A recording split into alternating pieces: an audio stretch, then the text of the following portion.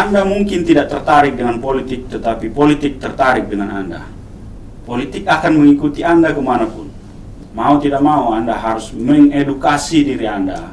Ketika Anda sudah sangat berwawasan, ketika Anda sudah sangat paham tentang sesuatu, tetapi Anda tidak jujur dan tidak menggunakan hati nurani, memikirkan kepentingan banyak orang, maka kemungkinan besar juga Anda akan tetap terjerumus pada kepentingan kelompok, kepentingan jangka pendek, kepentingan sesaat.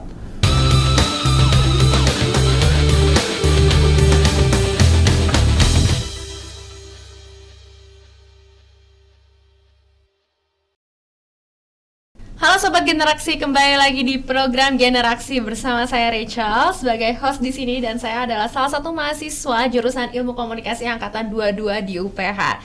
Tentunya hari ini saya tidak sendirian karena saya selalu ditemani oleh narasumber saya. Narasumber saya hari ini juga luar biasa sekali, yaitu ada Bapak Gusti Patading. Halo Pak. Halo. Apa kabarnya nih Pak? Baik, sehat. Oke, kita perkenalan dulu ya Pak ya. Oke, Bapak itu kalau boleh tahu nih, Bapak Gusti Patading ini itu ngajar apa sih Pak di FISIP UPH? Iya, betul. Saya mengajar di FISIP UPH, khususnya di program studi hubungan internasional, dan mata kuliah yang mungkin terkait dengan diskusi kita siang hari ini yang sering saya ajarkan adalah pengantar ilmu politik. Di ilmu komunikasi ya tapi ya Di Pak? ilmu komunikasi juga di HI. Oke. Nah, saya kan sebenarnya udah diwanti-wanti nih sama Pak Produser untuk netral nih Pak. Saya udah coba senetral mungkin, tapi kok banyak berita yang bilang kalau pemerintah itu nggak netral nih Pak. Ini kan pemilu pertama saya, jadi saya wajar dong kalau saya masih bingung nih Pak. Dan saya ini pengen menyalurkan idealisme saya. Nah, kalau benar nih pemerintah nggak netral, sebenarnya saya mau nanya sebagai mahasiswa, kapan tuh kita harus netral dan kapan tuh kita harus memihak? Baik, ini saya pikir pertanyaan yang sangat penting, tetapi juga ada hal yang perlu kita pikirkan lebih mendalam tentang netralitas, terutama kita bicara tentang pemilih pemula ya. Iya, pemilih pemula Pak. Pemilih pemula itu memang tidak dalam konteks untuk netral, karena yang harus netral itu adalah, kalau ini permainan itu adalah wasit gitu. Pemilih pemula adalah pemain, mereka harus bermain bukan netral gitu. Jadi kita harus memihak nih Pak sebenarnya. Betul, dan seperti ada satu penyair yang sangat terkenal dari Italia namanya Dante Alighieri. Dia punya satu kalimat yang kemudian banyak sekali dikutip oleh orang-orang terkenal juga, menjadi sangat terkenal. Dia mengatakan begini, neraka paling panas itu disediakan untuk orang-orang yang tetap netral di saat terjadi krisis moral yang luar biasa. Yang kalimat tentang netralitas ini kemudian diambil, dikutip dan dimasukkan ke dalam konteks yang sangat beragam, termasuk dalam hal pemilu. Tetapi pertanyaannya sekarang adalah apakah betul di pemilu ini kita sedang mengalami krisis moral. Nah, ini kemudian akan menjadi satu topik yang akan diperdebatkan kalau kita bicara ke arah sana. Oke, tapi sebenarnya disclaimer dulu nih teman-teman Generaksi. Sebenarnya saya tuh juga berpihak ya, tapi karena ini di program Generaksi di mana media itu harus netral, jadi saya harus bersikap netral juga di saat ini ya Pak ya. Oke Pak, kalau gitu nih Pak, menurut Bapak nih, apakah sikap pemerintah saat ini tuh netral atau enggak? Karena banyak banget berita yang beredar tentang sikap pemerintah saat ini. Lantas kenapa nih perguruan tinggi saya seperti UGM mengecam sikap presiden? Baik, lagi-lagi ini sesuatu yang perlu kita lihat baik-baik, lihat lebih hati-hati, karena ketika kita bicara netralitas dan kita bicara paslon ataupun itu pemerintah ataupun itu komunitas akademik, maka porsinya masing-masing akan berbeda.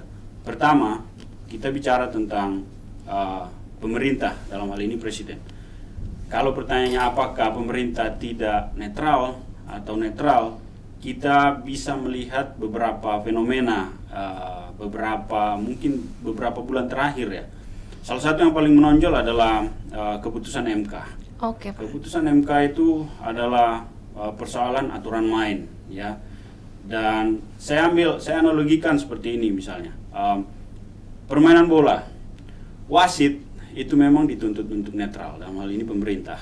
Tetapi ketika wasit mulai mengutak-atik aturan main, tiba-tiba berubah, harusnya dulu seperti ini, lalu karena kepentingan wasit mulai tidak netral lalu berubah, saya pikir itu otomatis akan memancing keributan, akan memancing dari satu pemain, dari satu pihak, dari satu tim akan mulai ribut dan penonton mulai ribut dan lain-lain mulai ribut. Berarti wasit di sini adalah MK nih Pak, menurut Bapak? MK bagian dari pemerintah. Oke, berarti sistem yang harusnya bisa saya simpulkan bahwa pemerintah ini harusnya netral ya Pak, ya, menurut Bapak? Ya. Oke, lanjut nih Pak. Terkait dengan tadi, lalu kenapa komunitas akademik seperti kampus-kampus termasuk UGM, saya pikir ada lagi kampus yang lain ya, UGM, UKI atau banyak sih Pak, ya. Itu bagian dari tanggung jawab mereka untuk kembali ke kalimat yang saya kutip tadi dari Dante tadi, bahwa ketika mereka melihat bahwa secara moral sudah ada hal yang melenceng tetapi mereka tetap netral, maka mereka sebenarnya tidak netral, mereka berpihak pada orang yang berlaku tidak adil kalau demikian. Karena itu secara saya melihatnya itu adalah tanggung jawab moral dari para akademisi tersebut. Mereka tidak bisa menahan diri untuk tidak ikut berbicara ketika melihat ketidakadilan yang saya rasa itu bagian dari tanggung jawab mereka ya, akademisi. Ya, dan seperti tadi kita katakan bahwa kita tidak bisa diam di masa ketika memang kita dibutuhkan untuk ikut bersuara dan rakyat, masyarakat butuh edukasi untuk itu, dan siapa lagi yang bisa mengedukasi kalau bukan komunitas akademik. Nah, ini kan sebenarnya membingungkan kita ya Pak ya. Betul. Jadinya kita bingung. Sebenarnya kita tuh boleh melihat pemerintah ini, ya kita harus mengikuti mereka atau enggak nih Pak, gitu. Kembali ke yang saya katakan tadi di awal, bahwa pemilih pemula ini memang adalah kelompok yang sangat menarik karena bisa dikatakan mereka belum punya pengalaman. Benar Pak. Tetapi mereka juga punya peluang untuk menjadi kelompok yang sangat idealis karena mereka belum terkontaminasi oleh kepentingan apapun, bahkan secara pragmatis mereka tidak punya misalnya kepentingan ekonomi dan lain-lain. Mereka masih semacam nothing tulus lah untuk mereka. Mereka bisa melihat dengan sangat clear. Dan ketika terjadi hal-hal seperti ini dibutuhkan generasi muda yang pertama itu harus paham. Mereka harus cukup terdidik secara politik. Yang kedua, mereka harus punya tadi idealisme, atau secara sederhana kita bisa katakan hati nurani yang bersih untuk melihat, menilai gitu. Jadi mereka cukup jujur, bukan karena sudah senang dari awal atau melihat saya lebih punya kepentingan, misalnya keluarga punya kepentingan untuk satu kelompok tertentu atau calon tertentu, bukan itu. Kalau mereka cukup jujur melihat bahwa ada kesalahan di sini, kelompok ini bertindak sewenang-wenang, dan mereka, tapi harus kembali yang pertama, mereka harus peduli, dan kepedulian itu harus datang dari pengetahuan.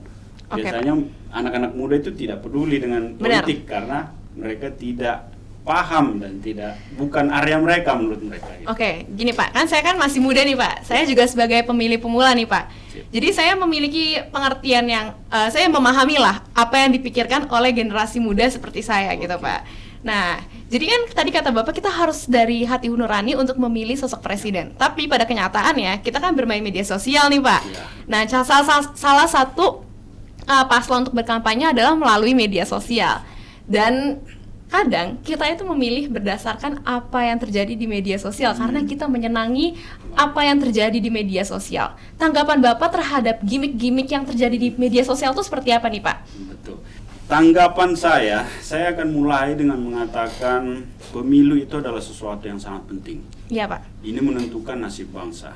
Jadi kita tidak bisa memperlakukan dia hanya sebagai sesuatu yang receh gitu. Karena itu pengetahuan kita juga harus upgrade gitu. Jangan receh tentang pemilu. Harus tahu latar belakang, harus tahu konteks, harus tahu sejarah dan banyak lagi. Sehingga bisa menarik kesimpulan, menentukan pilihan betul-betul secara akurat dan jujur gitu. Dengan melihat fakta-fakta, jangan hanya hal-hal yang di permukaan karena ini menyangkut masa depan bangsa. Ini yang akan sangat menentukan 5 tahun kita ke depan. Jadi menurut Bapak nih berarti gimmick-gimmick di media sosial ini sebenarnya tidak baik dong Pak? Bukan tidak baik, tetapi tidak cukup. Tidak cukup ya? dan harus hati-hati karena justru hal-hal yang di-create seperti itu bisa sangat tidak akurat, bahkan bisa sebaliknya. Tetapi hal-hal yang alami, yang terkait dengan track record, dengan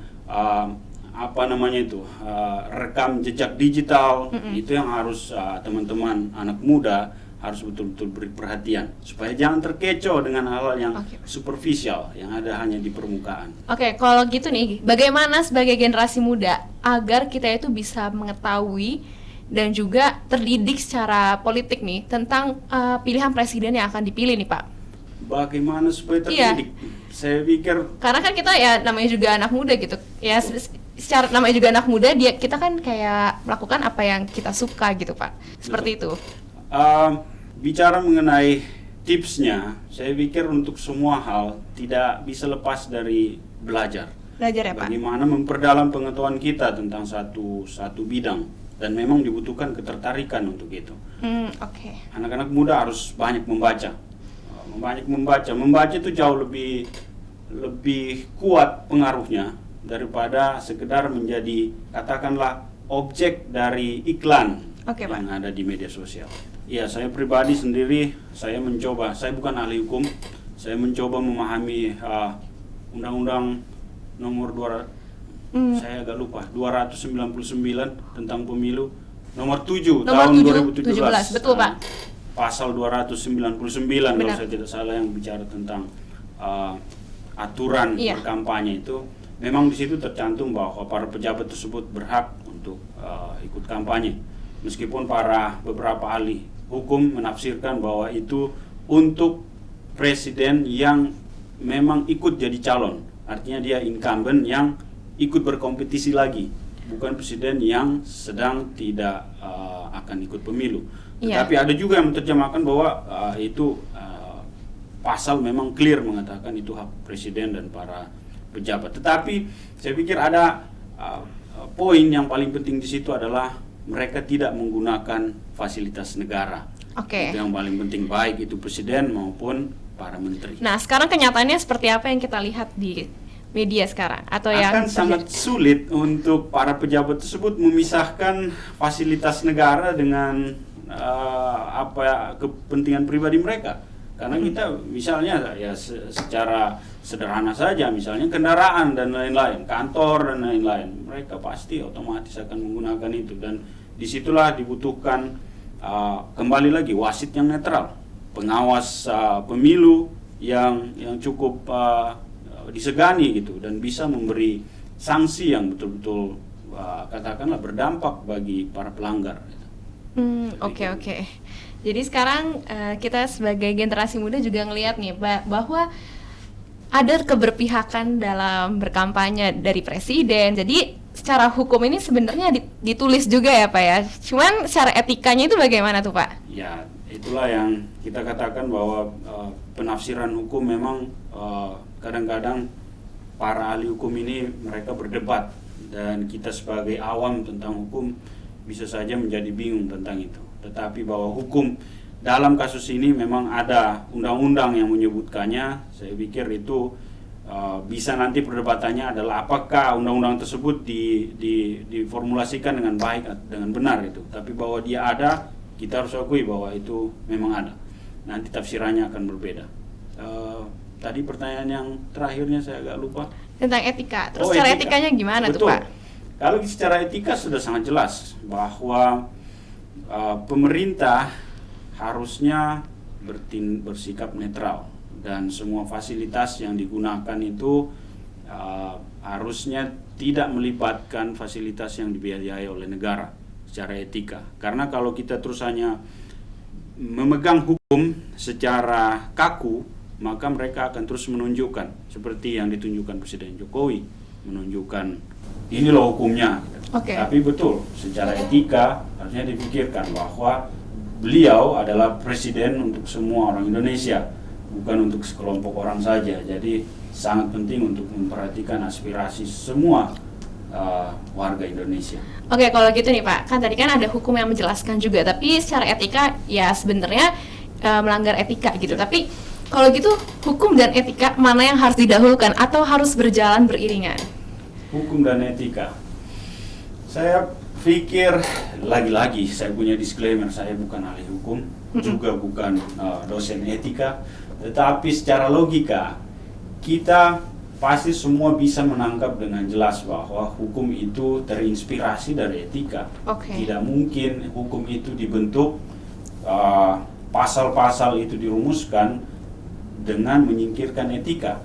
Sementara etika itu semacam sesuatu yang lebih transenden, lebih abstrak di atasnya, lalu kemudian diturunkan di dalam bentuk-bentuk pasal. Jadi saya pikir dua hal itu bukan dua hal yang harus dipertentangkan.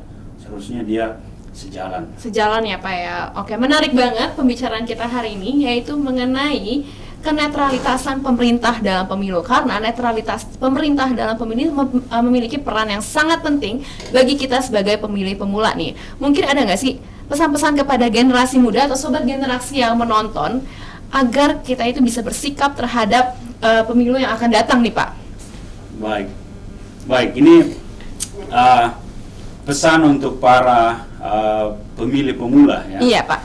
Para pemilih pemula ini saya katakan tadi bahwa dia adalah kelompok atau segmen pemilih yang sangat menarik karena mereka ini adalah kelompok yang belum terkontaminasi oleh berbagai macam kepentingan.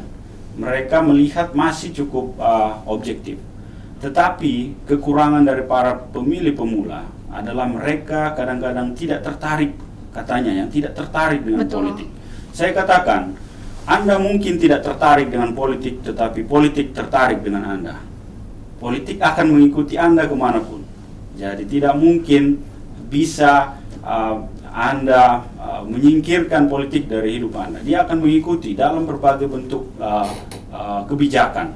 Sehingga mau tidak mau Anda harus mengedukasi diri Anda untuk cukup paham mengenai politik sehingga Anda bisa bersikap. Karena ternyata ketertarikan itu juga sangat terkait erat dengan pengetahuan. Ketika Anda tidak paham apa-apa tentang satu bidang, kemungkinan besar memang Anda tidak akan tertarik. Tapi ketika Anda mengupgrade kemampuan Anda, pengetahuan Anda, wawasan Anda tentang bidang tersebut, maka Anda akan secara otomatis akan jauh lebih tertarik. Itu yang pertama, mengenai ketertarikan. Yang kedua adalah persoalan hati nurani atau kejujuran. Ketika Anda sudah sangat berwawasan, ketika Anda sudah sangat paham tentang sesuatu, tetapi Anda tidak jujur dan tidak menggunakan hati nurani, memikirkan kepentingan banyak orang, maka kemungkinan besar juga Anda akan tetap terjerumus pada kepentingan kelompok, kepentingan jangka pendek, kepentingan sesaat. Ketika Anda melihat kebaikan negara, kebaikan bangsa secara keseluruhan, maka Anda akan memperhatikan segala macam, misalnya tadi track record, ya, kemungkinan dari satu pasangan calon untuk mengulang hal-hal yang buruk di masa lalu, itu harus diperhatikan. Dan track record atas apa yang sudah dia katakan, apa yang dia laksanakan, itu juga akan sangat terkait. Sehingga ada dua hal tadi. Pertama, upgrade, educate yourself tentang yang politik, lalu kemudian pakai hati nurani dan jujur. Oke, terima kasih banyak Pak. Dan hari ini di episode hari ini saya punya sesuatu nih buat Bapak, karena Bapak sudah hadir di Generaksi hari ini. Bentar Pak. Oke.